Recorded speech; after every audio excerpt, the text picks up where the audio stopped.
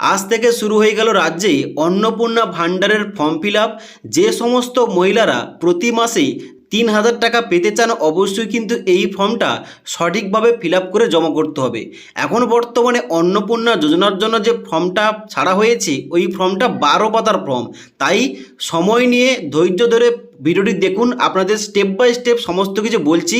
এই 12 পাতার সম্পূর্ণ ফর্মটা কীভাবে ফিল আপ করবেন, কোন ঘরে কি লিখবেন এবং এই ফর্মের সঙ্গে কোন কোন ডকুমেন্টস কোথায় গিয়ে জমা করবেন, তার জন্য যারা আপনারা অন্নপূর্ণা ভাণ্ডার প্রকল্পে 3,000 টাকা পেতে চান, সঠিকভাবে ফর্মটা ফিল আপ করতে চান, ভিডিওটি আপনারা না টেনে শেষ পর্যন্ত মনোযোগ দিয়ে দেখে নিন। এবার সম্পূর্ণ ফর্ম ফিল আপ দেখানোর আগে আপনাদের কয়েকটি গুরুত্বপূর্ণ কথা বলে রাখি।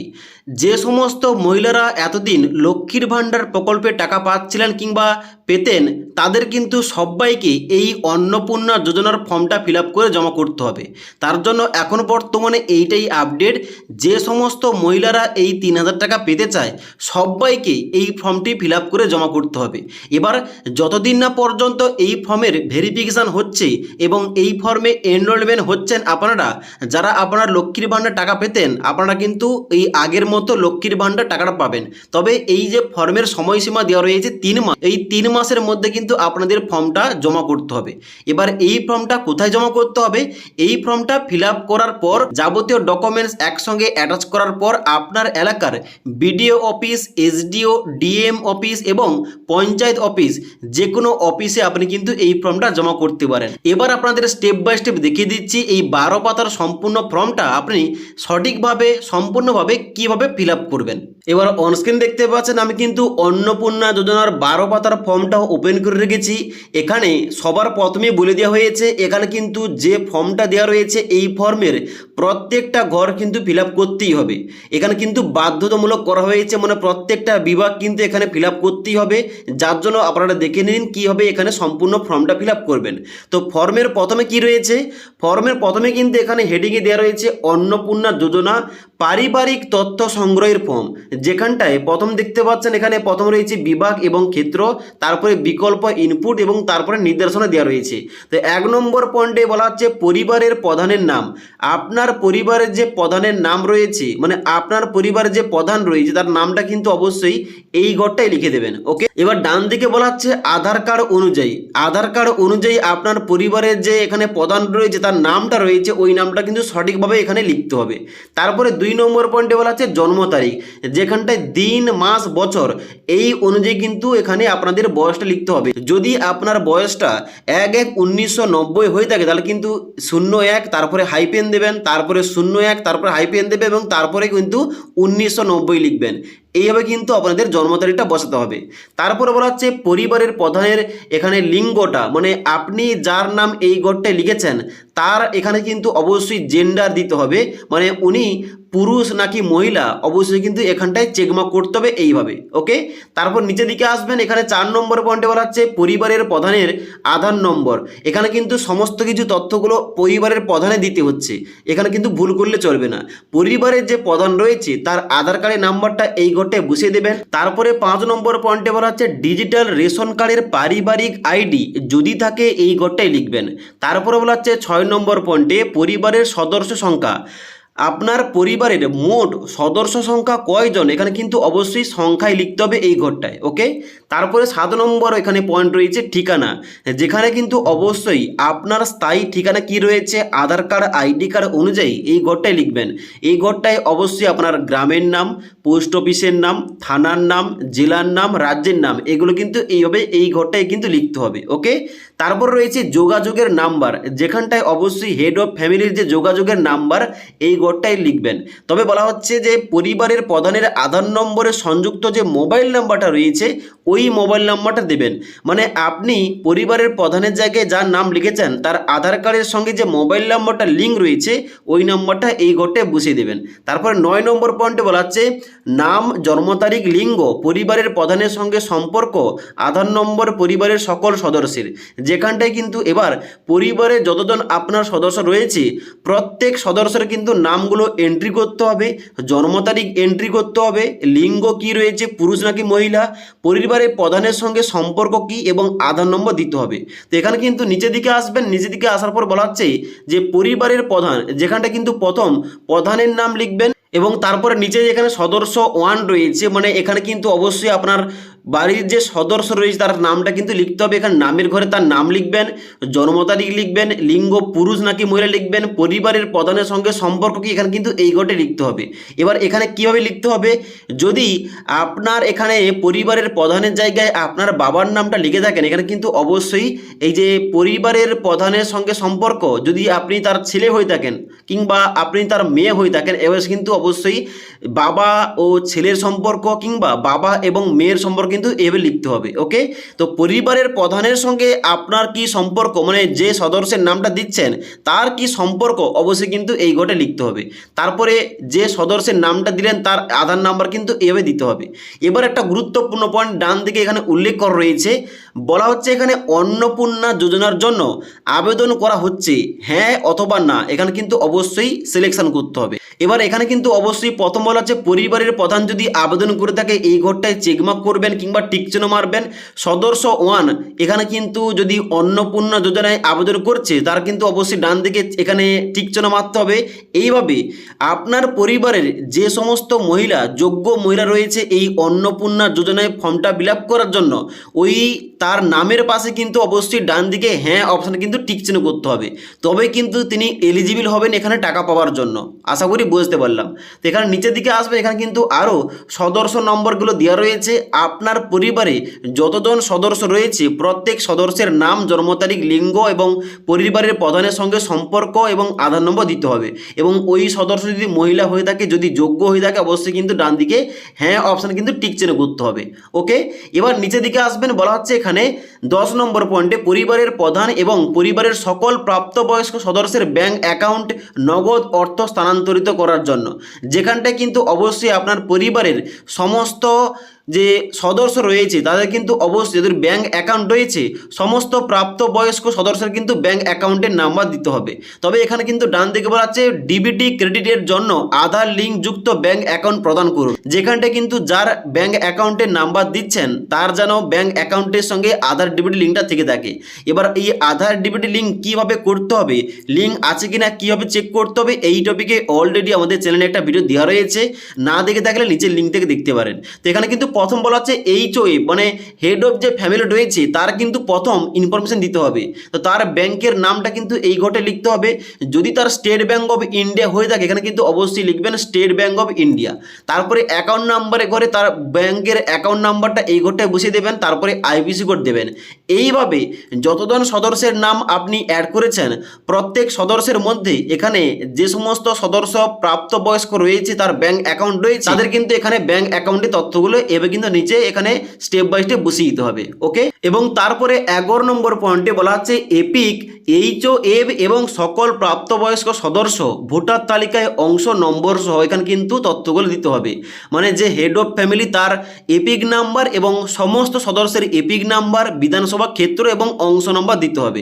এখানে কি বলা হচ্ছে ডান দিকে HOF এপিক নম্বর, এর ডান দিকে অবশ্যই আপনার পরিবারের যে প্রধান রয়েছে যার নামটা দিয়েছেন ফর্মের প্রথমেই তার কিন্তু এপিক নাম্বারে ঘরে তার ভোটার আইডি কার্ডের নাম্বারটা এখানে কিন্তু ডান দিকে লিখবেন।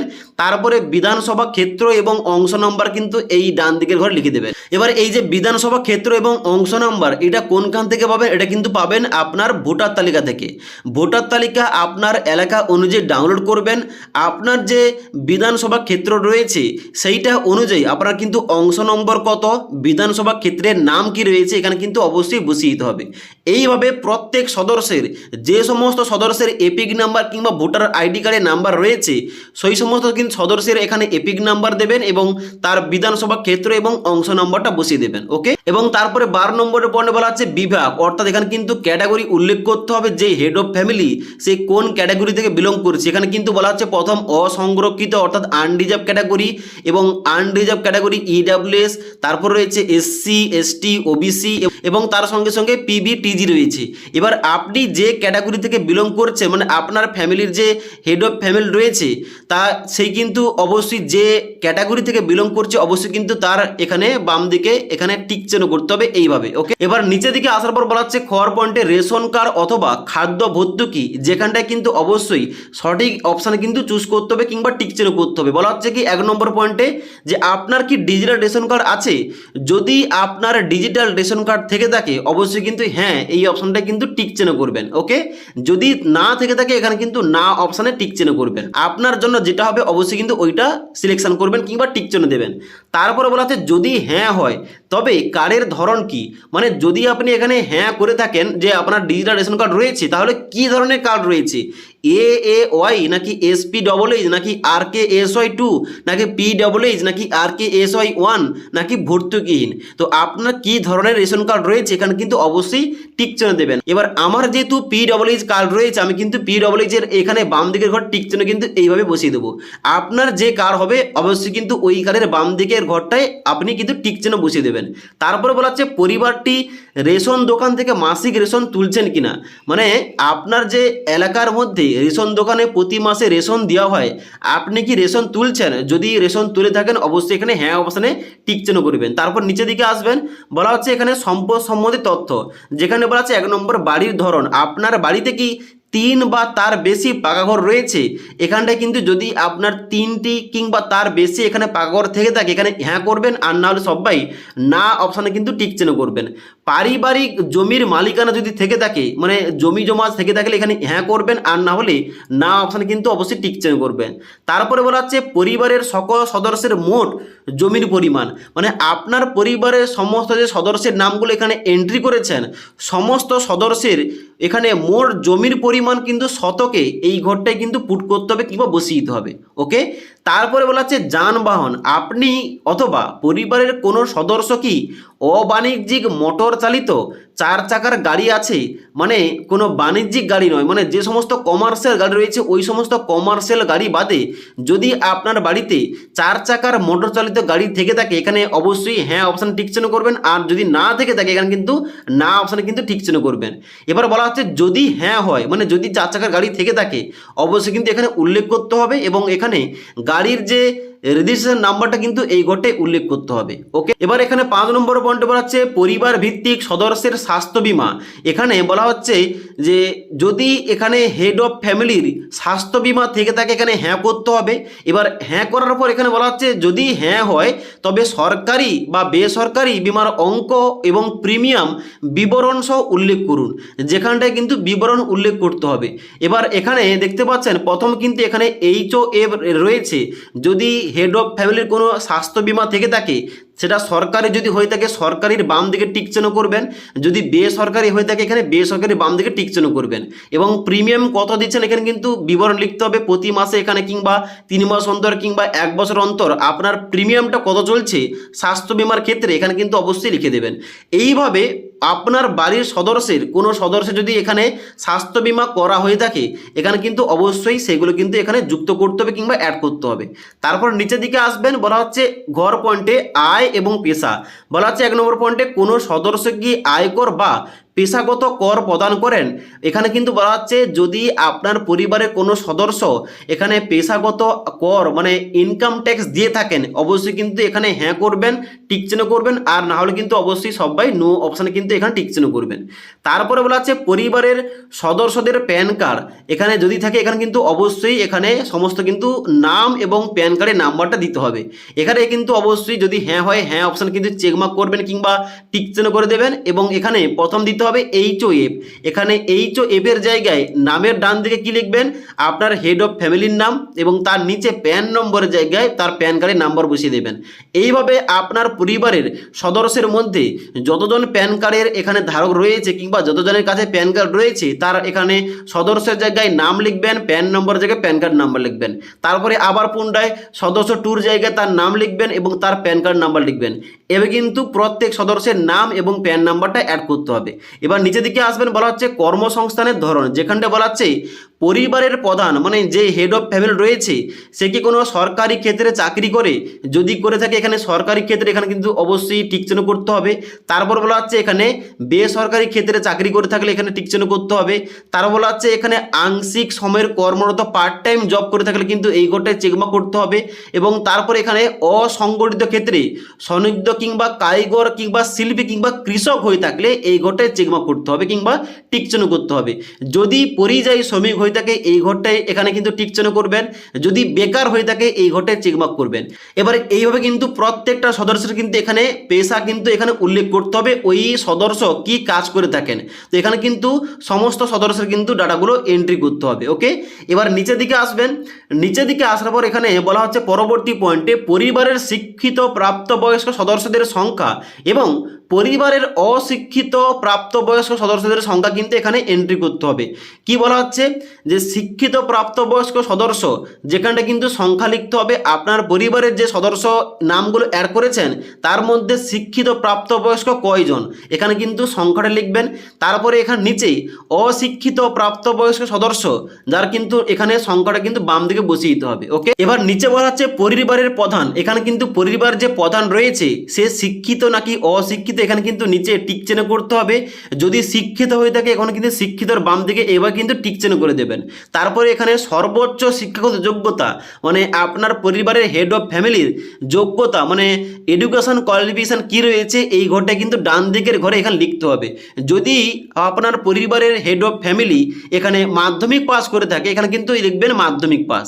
এভাবে কিন্তু এখানে ডাটাগুলো এন্ট্রি করতে হবে। এবার নিচের দিকে আসার পর এখানে প্রত্যেক সদস্যের কিন্তু এখানে এভাবে অ্যাড করতে হবে ওই সদস্য শিক্ষিত নাকি অশিক্ষিত এবং সর্বোচ্চ শিক্ষাগত যোগ্যতা কি রয়েছে এখানে কিন্তু অ্যাড করতে হবে প্রত্যেকটা ঘরে। ওকে, তারপরে এখানে বলা হচ্ছে কি যে কোনো সদস্য কি কোনো সাংবিধানিক পদ, মন্ত্রী, সাংসদ, বিধায়ক, পৌর স্থানীয় সংস্থা এবং পঞ্চায়েত সংস্থার প্রাক্তন অথবা বর্তমান ধারক রয়েছে, যদি থেকে থাকে এখানে কিন্তু অবশ্যই হ্যাঁ অপশানে চেকমার্ক করবেন কিংবা টিক চিহ্ন দেবেন, আর না হলে কিন্তু অবশ্যই না অপশানে কিন্তু টিক চিহ্ন করবেন। যদি হ্যাঁ হয়ে থাকে অবশ্যই কিন্তু ওই সদস্যের নম্বরটা কিন্তু যে পদে রয়েছেন তার নম্বর কিন্তু এখানে লিখতে হবে কিংবা দিতে হবে।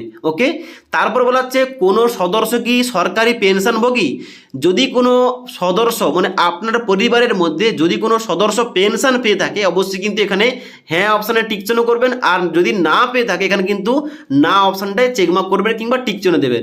এবার যদি পেনশন পেয়ে থাকে তার কিন্তু অবশ্যই সদস্য নম্বর মানে যত নম্বর সদস্য এখানে অ্যাড করছেন কিংবা যত নম্বর সদস্য পেনশন পেয়ে থাকেন মানে যেভাবে প্রথম দিকে আপনি অ্যাড করেছেন 1 নম্বর সদস্য, 2 নম্বর সদস্য, এভাবে কিন্তু অবশ্যই যে অ্যাড করেছেন নামগুলো সেইটা অনুযায়ী ওই সদস্যের নাম্বারটা কত রয়েছে এই ঘরটায় কিন্তু লিখতে হবে। ওকে, তারপরে বলা 7 নম্বর পয়েন্টে কোনো সদস্য কি জিএসটি অধীনে নিবন্ধিত আছেন, মানে যদি কোনো সদস্য জিএসটি দিয়ে থাকে অবশ্যই কিন্তু হ্যাঁ করতে হবে, আর না হলে না অপশানে এখানে চেকমার্ক করতে হবে। ওকে, যদি এখানে জিএসটি দিয়ে থাকেন কিন্তু ডান দিকে জিএসটির নাম্বারটা কিন্তু বসিয়ে দিতে হবে। তারপরে নিচের দিকে আসতে হবে 8 নম্বর পয়েন্টে বলা হচ্ছে পরিবারের মোট বার্ষিক আয় কত, এখানে কিন্তু অবশ্যই অঙ্কে লিখতে হবে কত টাকা আয় বার্ষিক, মানে এখানে কিন্তু পরিবারের সমস্ত সদস্য মিলে আপনার পরিবারের বার্ষিক আয় কত এখানে কিন্তু অবশ্যই এই ঘরটাই লিখবেন।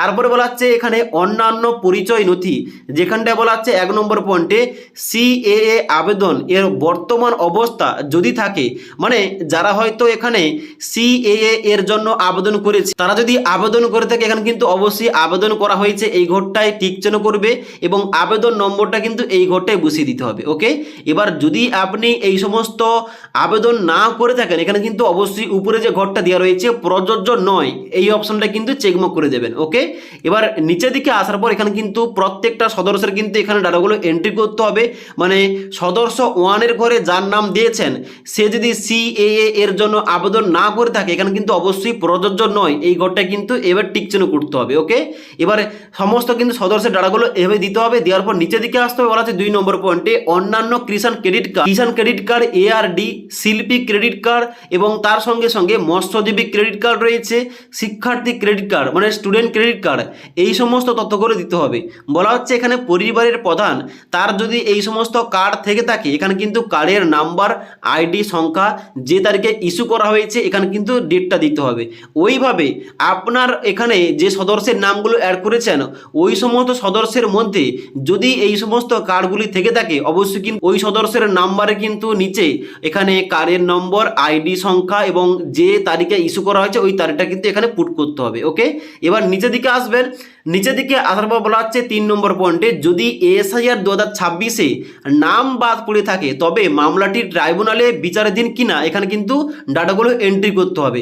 এখানে বলা হচ্ছে যে সমস্ত ব্যক্তির, যে সমস্ত মহিলার নামটা এসআইআর 2026-এ কাটা পড়েছে, নামটা বাদ গেছে, এখানে লিস্টে নামটা আসেনি, তারা যারা ট্রাইব্যুনালের জন্য আবেদন করেছে তারা কিন্তু অবশ্যই এখানে হ্যাঁ, যদি হ্যাঁ হয় তবে কিন্তু মামলার বিবরণ কিন্তু দিতে হবে।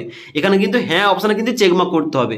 আর যদি আপনার এখানে এই অপশানটা প্রযোজ্য না হয়, মানে আপনি যদি এখানে এই এসআইআর 2026-এ বাদ না পড়ে থাকেন, আপনার নামটা ভোটার লিস্টে রয়েছে, তাহলে কিন্তু এখানে যে প্রথম যে অপশানটা রয়েছে প্রযোজ্য নয় এই অপশানটা কিন্তু এইভাবে টিক চিহ্ন করে দেবেন এবং সেই মতো প্রত্যেক কিন্তু সদস্যের কিন্তু ঘরে এভাবে কিন্তু অপশানগুলো চুজ করতে হবে।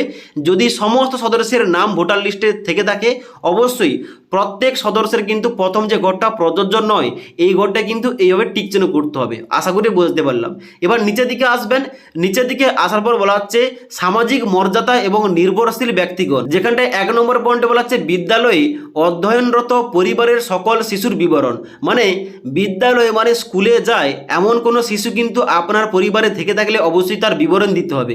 যেমন এখানে কিন্তু বলা হচ্ছে সদস্য নম্বর, এখানে কিন্তু অবশ্যই সদস্য নম্বরটা বসিয়ে দেবেন। আপনি ফর্ম ফিল আপ করার সময় মানে প্রথম পেজে আপনি যে সদস্যর নামগুলো অ্যাড করেছেন তার মধ্যে অবশ্যই আপনার শিশুর নামটা অ্যাড করেছেন, তো শিশুর নামটা কত সদস্যর নাম্বার রয়েছে ওই কিন্তু এখানে সংখ্যাটা দিতে হবে। এবার এখানে কিন্তু শিশুর নাম দিতে হবে, কোন শ্রেণীতে পড়াশোনা করছে, বিদ্যালয়ের নাম কি, এখানে কোন ধরনের স্কুলে পড়াশোনা করছে, তা সরকারি নাকি সরকারি সাহায্যপ্রাপ্ত নাকি স্পন্সার্ড বিদ্যালয় নাকি বেসরকারি, এখানে কিন্তু অবশ্যই ওইটাই আপনাদের টিক চিহ্ন করতে হবে। তো এইভাবে আপনার পরিবারের যতজন সদস্য রয়েছে মানে শিশু মানে যারা স্কুলে পড়তে যায় তাদের কিন্তু এখানে নামটা এন্ট্রি করতে হবে এইভাবে।